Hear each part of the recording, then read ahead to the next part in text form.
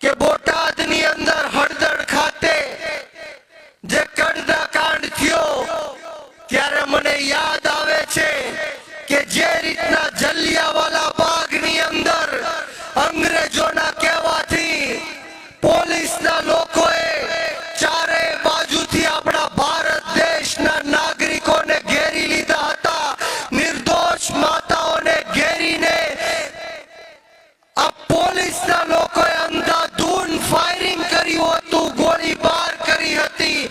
એ જ રીતના હળદળ ખાતે આ ખેડૂતોને ચારે બાજુથી આ ભાજપના ઈશારે પોલીસના લોકોએ ઘેરીને અંધાધૂન લાઠીચાર્જ કર્યો, ટીયર ગેસો છોડ્યા, હાથ પગો તોડી નાખ્યા, લોહી લુહાણો કરી નાખ્યા. એ વાત તો પછીની રહી, પરંતુ આપણા ખેડૂતોના ઘરમાં ઘૂસી ઘૂસીને આપણી માતાઓ બહેનો ઉપર જે પ્રહાર કર્યો છે એને આપણે ભૂલવાનો નથી. ત્યારે અનેક પોલીસના લોકો અહીંયા ઉપસ્થિત છે.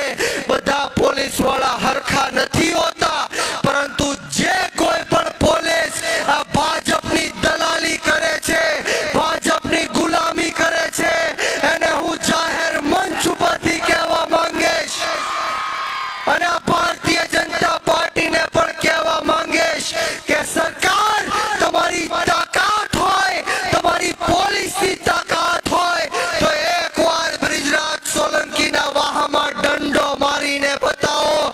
તમારી પોલીસમાં તાકાત હોય, તમારી સરકારમાં તાકાત હોય તો આમ આદમી પાર્ટીને ક્રાંતિ કરતા રોકાવી શકો. અને તમારી પોલીસમાં તાકાત હોય, તમારી સરકારમાં તાકાત હોય તો ઈશુદાન ગઢવીને જેલમાં પૂરીને દેખાડો. આ અવાજ એ ગુજરાતના યુવાનનો અવાજ છે, આ અવાજ એ ખેડૂતના દીકરાનો અવાજ છે.